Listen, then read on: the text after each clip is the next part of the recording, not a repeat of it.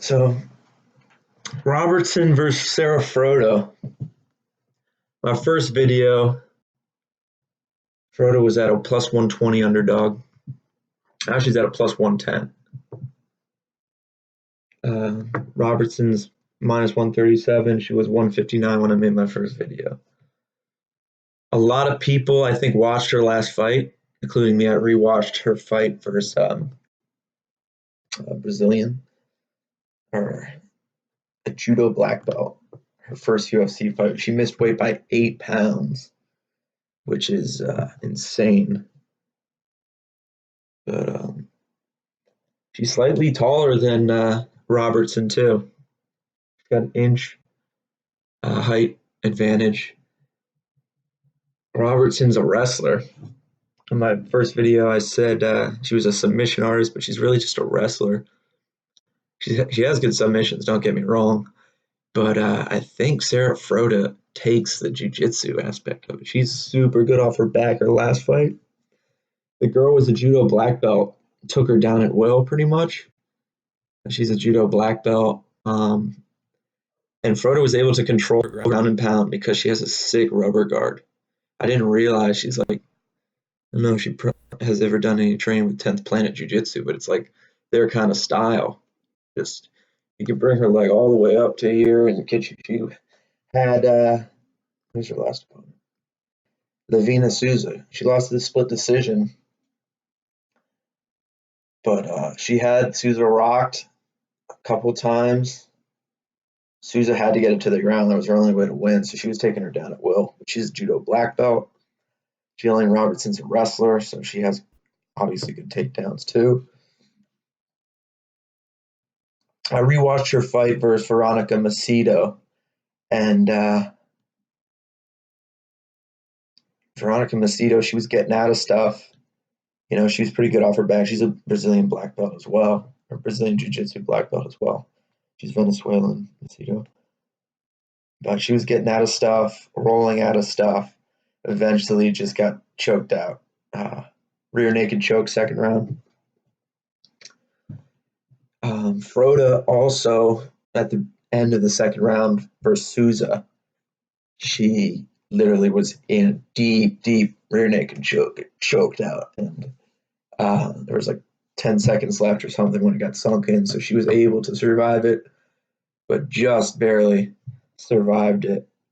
So that rear naked choke, she has a really good rubber guard. Had Souza in a reverse triangle in the first couple minutes of the fight. But she had 8 pounds, you know, an 8-pound advantage.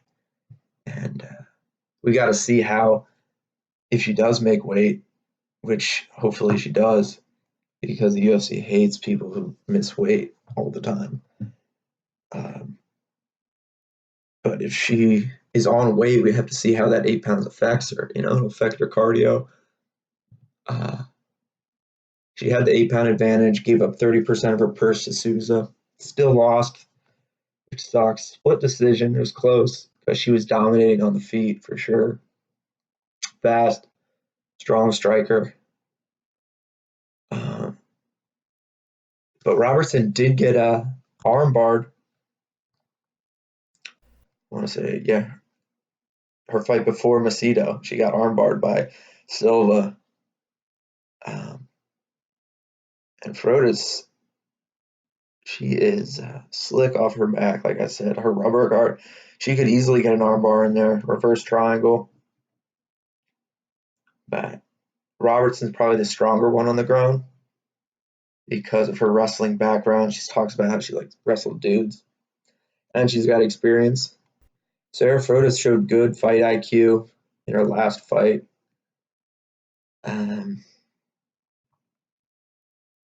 Gillian Robertson, I mean, she's 6-3. She's mostly in the UFC. Frota's been in all sorts of different, mostly Brazilian, I think all Brazilian promotions. But, I mean, Frota might get a sub. She might get just like a quick, you know, she's got that inch height advantage. She can slip that guillotine choke in. Macedo had Robertson in a guillotine choke. She didn't have the full body lock, wasn't in full guard, so it wasn't that tight in. And Robertson was able to get out.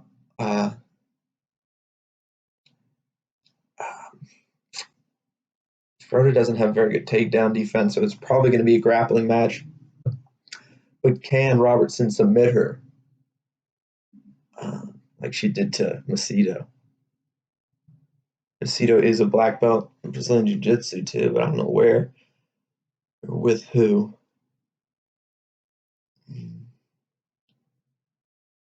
I think a safe bet would be an alternate submission because, there's Frota's great off her back. Robertson's she's gonna be on her back for sure. The whole fight. Robertson's a beast. He's a savage. She'll go all day on the ground. And that 8 pounds, if she does make weight, might affect her cardio. Bad weight cut for her. She's tall. I mean, 5'6", not that tall, but she's taller than Robertson. But her striking is very good too. Like I said, she rocked Souza. She had her on Queer Street, wobbled. If Robertson's gonna obviously just gonna take hold of her and try to take her down. But Sarah Frota, like I said, might get that arm bar. She's gonna slick reverse triangles. Maybe even omoplata. She's got that rubber guard.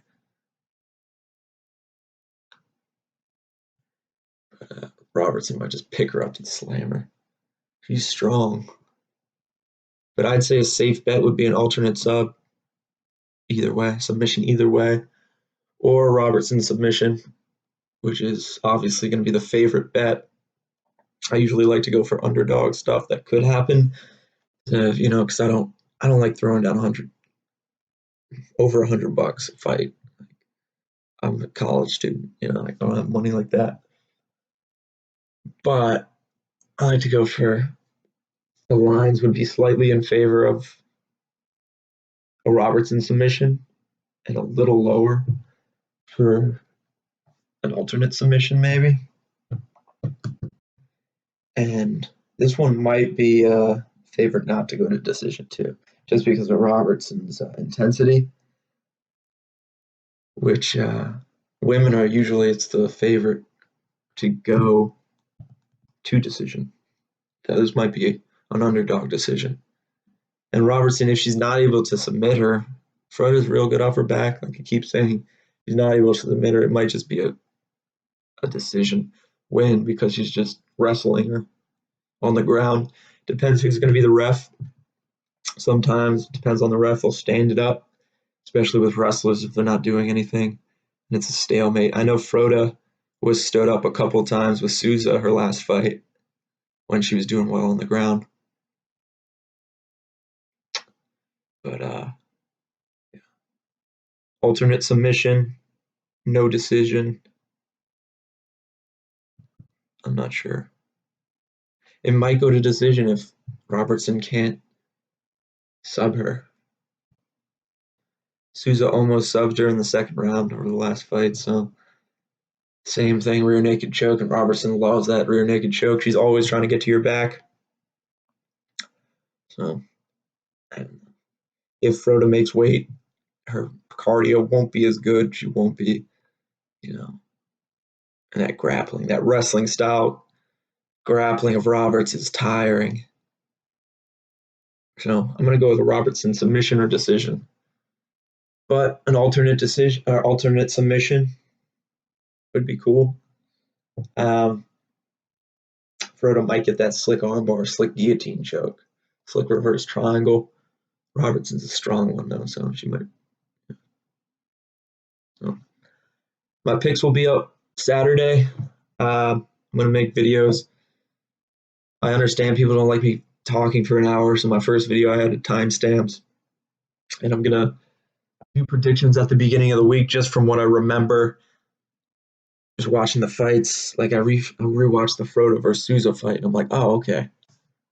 I didn't realize her rubber guard was so good. She was so good off her back. So I mean, alternate submission is a new thing coming up. But yeah, I'm still going to go with Robertson, who's a heavy favorite right now. She's just going up. Actually, she went down in the favorites, but she's still a heavy favorite. Yeah. So alternate submission, maybe. No decision, maybe. Or the Robertson sub, rear naked choke. I'm going to say second round.